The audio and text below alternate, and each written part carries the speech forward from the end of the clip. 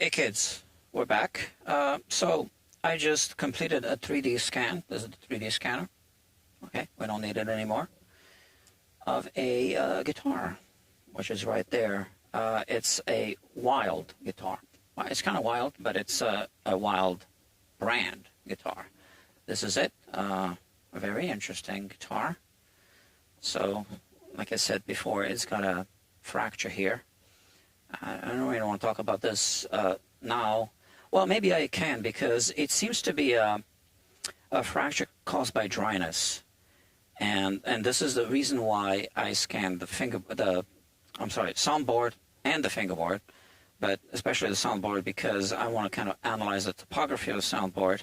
I'll be rehumidifying it, and the reason why I think this is a dryness fracture is because it's open. There's an open gap. And I can even show you that through the microscope here. Oh, you know what? I forgot to say my usual welcome back to Guitar Quackery. You are watching Guitar Quackery live. So I wanted to say welcome back to Guitar Quackery live. And that means that my customer, the owner of this guitar, can watch this. So let me send a second text message like this. See, so you only get this service here in the shop, Guitar Quackery. I don't think anyone else is doing live streaming services of repairs, so guitars, so that the customers can watch me work on their guitars as I work on their guitars in real time. All right, so I just sent a link to this customer. So as I was saying, so there's this little fracture. Let's just have another kind of closer look at this fracture from here. All right, this is it. You can see it right here. Right, you see how the light hits it? This is the fracture. I don't really want to touch it with my finger because I don't want to put my oils and, skin particles into the fracture. I don't think I'll be fixing it. But now I want to show you this through the microscope. So, because this has something to do with dryness, I believe. So, here we go. And let's get ready for this. Okay. Here, we're looking at this fracture. And if I zoom in on the fracture and focus, that always helps to focus, you can see right there that there's actually an open gap. All right, so there's a fracture, but there's space between, the two sides of the fracture. And if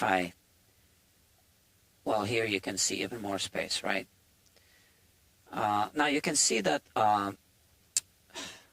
these black particles are getting stuck inside of the fracture, which is why, and if I tilt it a little bit, you can kind of see deep into the fracture, right? So this is why these fractures should really be repaired as soon as possible so that they don't get contaminated. But if you look at here, so the guitar did not fall. There was no impact, but it fractured. And here you can see the tip of the fracture, which is, there's no gap here anymore, right? But there is a gap throughout the fracture, and then going in this direction, and here it ends. This is it. So, so I have a theory.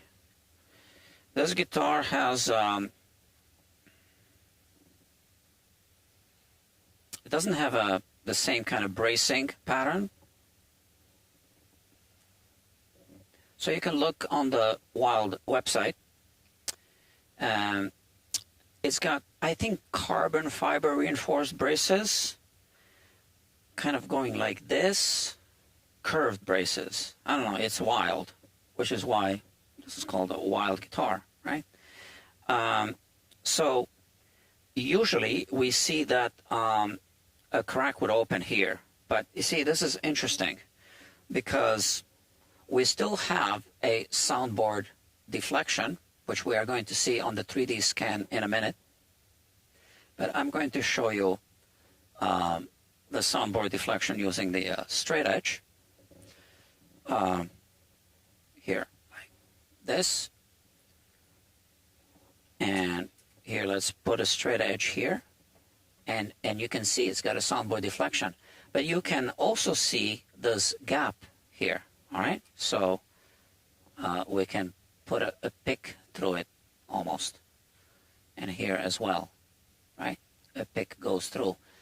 So although we have this little hump here from the string pull, and the hump is at a higher elevation than the two hour points of the lower bout, the soundboard is still collapsed, but not collapsed at a point that it would fracture here, which is interesting, right? So guitars are built with a slight radius. Every guitar is different.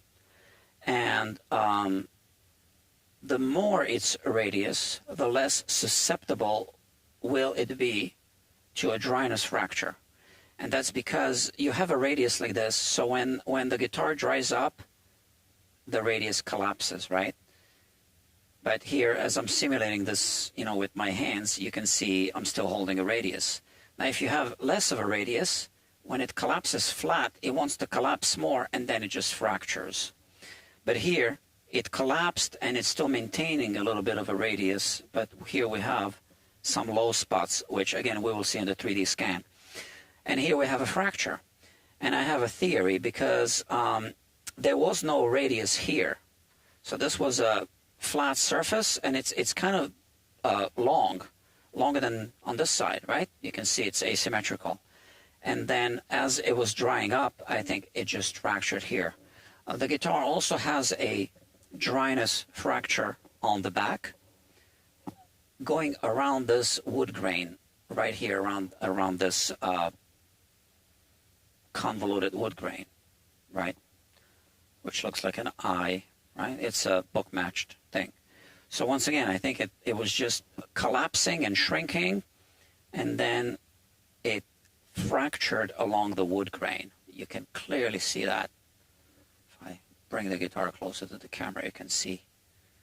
But now it's a little bit out of focus. So now I'm going to show you the 3D scan analysis. Just partial analysis. Oh, we got two of our usual friends here, Fictionado and Dr. Jeffrey Boyle. Both of them are here. And this is the Wild, it says Wild. That's the trussard cover. Very interesting. Well, you're watching part 2. In part 1, I was scanning the guitar. Then I had to take a short break to set it up for the live stream, hold on. I got too many apps open. Okay, so now what I am doing here is I am basically throwing my 3D app on this screen, and I didn't do this right. Oh, come on. Okay, and I maximize it. Okay, and now I'm going to switch to this screen. Hold on, to this, right? So now you see this on the screen, and this is a 3D scan, right? Right here. Now, I have two of them. So if I turn this one on, you can see another one. And now I can turn this one off. And they are the same exact scan, but differently oriented.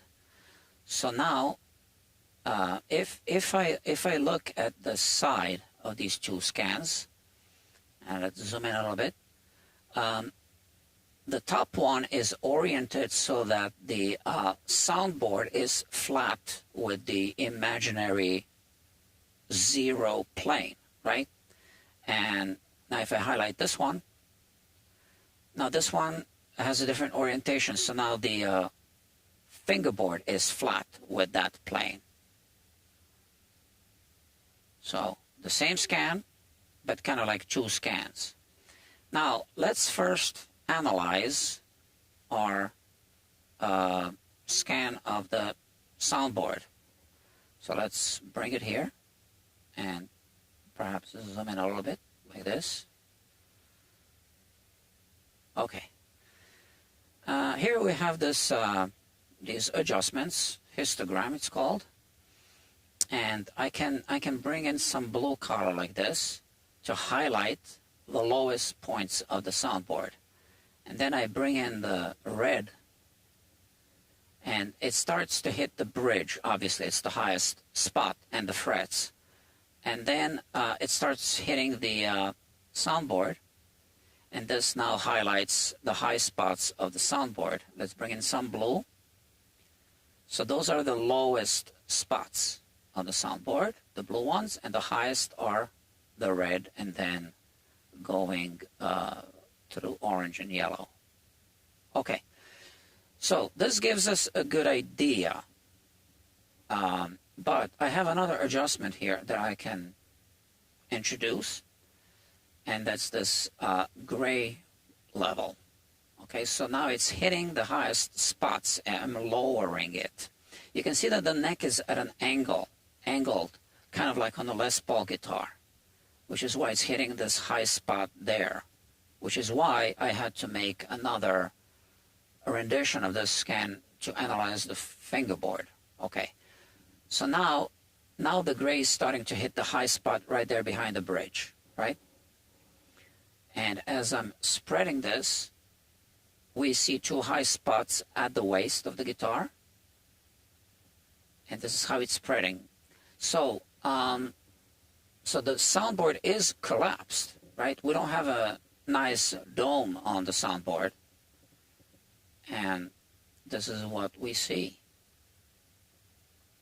So now, if I do another scan after I rehumidify the guitar, I'll be able to compare the two and see how it improved or not improved, but hopefully it would have improved. Okay, so we have the guitar like this. So let's say this represents the guitar and this represents the neck.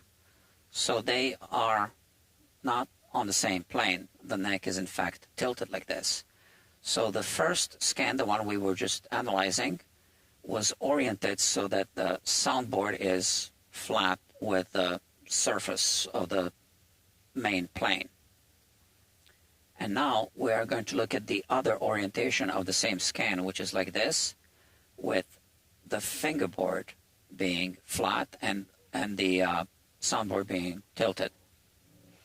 Let's have a look at that. So here I basically just turn off this scan and turn on this one. So this one is highlighted. And now, because now the soundboard is tilted, it shows blue at the back. But we don't want to look at this soundboard on this scan. We want to reposition this and look at the fingerboard. Maybe zoom in a touch. Just a little bit. Okay. All right. So once again, our gray level is here highlighting the high spots, as you can see, the knot in some of the frets. But perhaps we want to first adjust the red and the blue.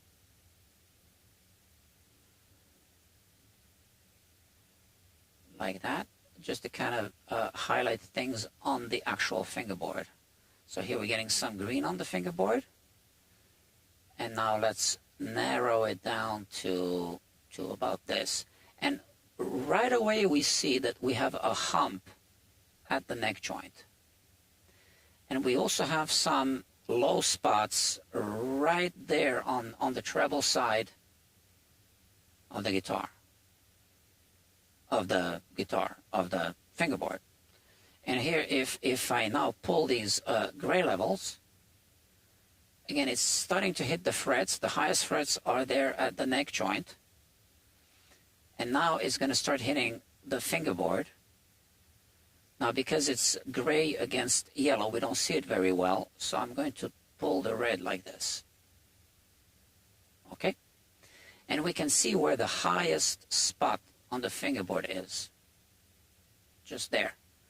And then we have our neck relief, which is actually not happening at the usual 8th fret, with the lowest point at the 8th fret. It's at like around the 3rd fret right there.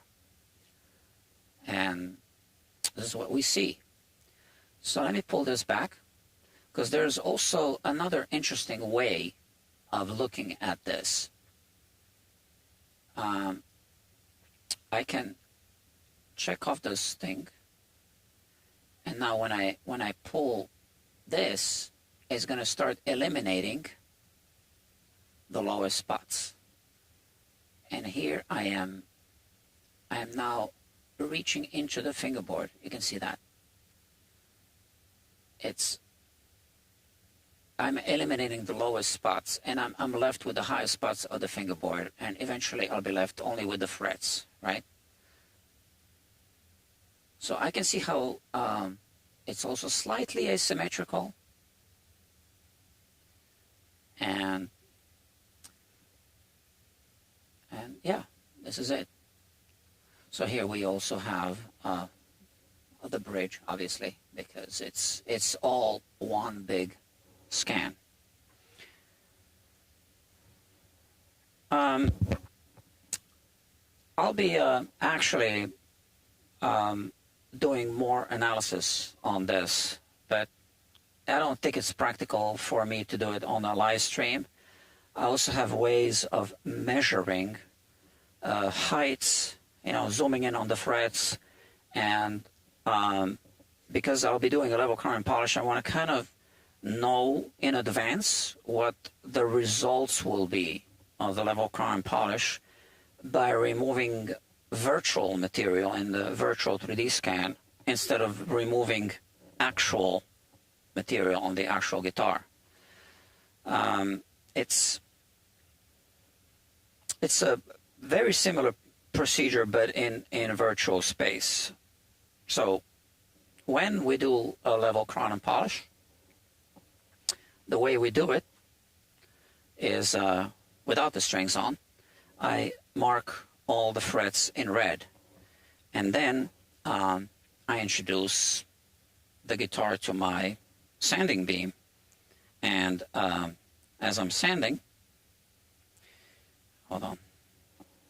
as I'm sanding, it starts to hit the highest spots and starts to hit the spots of the frets where there's a red marker, right? The highest ones. So this is kind of almost the same thing as what we see in the software, where I'm basically lowering that plane that either looks gray, or I can convert it to, uncheck that little box that says whatever it says, and then I start eliminating part of the scan and exposing nothing. Virtually, the virtual nothingness. Is that a word? I don't know. So, and also by taking some really precise measurements, because I can scan this up to a resolution of 20 microns, which is plenty. 20 microns is basically my resolution, if you want to call it that, of my adjustment of the nut. So 2/100ths of a millimeter is 20 microns, or 20/1000ths of a millimeter, right? So this is one of the benefits of doing a 3D scan, because I can sort of do a level crown and polish with the 3D scan first and see if the results are good or not before I hit the guitar with the sanding beam. And if the results aren't good, then I need to consider doing a refret. So for a refret, I would be pulling the frets out, obviously, and then I would be resurfacing the fingerboard. Now, we do have that, let me show you again, this high spot on the fingerboard right there, right? Which is, a little bit of a worry. So I want to be able to take some measurements from this 3D scan and determine if the remaining fret height will be good or not. And if not, then I'll be discussing a refret with the customer. Because right now we do have some issues with the playability of the guitar. The guitar is 5 years old, and basically it aged. So the wood dried up a little more, which is why we had these fractures, and which is why some things developed on the fingerboard. All right, enough talking. That's it. So I think this was a interesting live stream to watch, because it's the first Wild brand acoustic guitar ever made. That's what I'm told. Okay, because they make electric guitars. This is the first acoustic they ever made. And it's also the first time that I was live streaming the 3D scanning business to such great lengths and details. So usually I don't. I've done plenty of these 3D scans, which is as you know, fairly new service, but I've done quite a few of them without the live streams. But I did do some live streaming of the 3D scanning when I was introducing it, right? So you can see that on the playlists, I guess, on the channel. Okay, friends. So hope you got some useful information from this. And next, I will be loosening the strings and rehumidifying the guitar for a couple of weeks, I guess. I don't know. I will be scanning the guitar again after the rehumidification. Probably just the soundboard, yeah? And I'll be comparing the before and after. So depending if I have time or not, I might add that to this playlist, because this is now part 2, so there might be a part 3. I don't really know. Yeah. So I can't promise.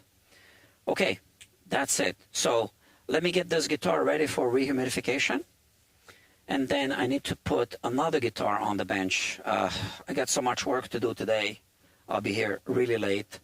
I need to remove a bridge from a Guild guitar that's very old, and reglue the bridge. And the guy is leaving town in 9 days, so as in for good. So I really need to finish that one, and I'll get it done. And then I also want to work on a guitar that I've been announcing a few times. It's a what is it called? Pre-loved guitars. Excuse me. Yeah, it's kind of rude, but I need it. Okay. So I'll start humidification, and then I think the Guild will be on the bench next. And I think we've seen it already. I think there's a playlist already. Right. Okay, friends, that's it. So thank you very much. Click, like, click, click, click, and I'll see you soon. Bye.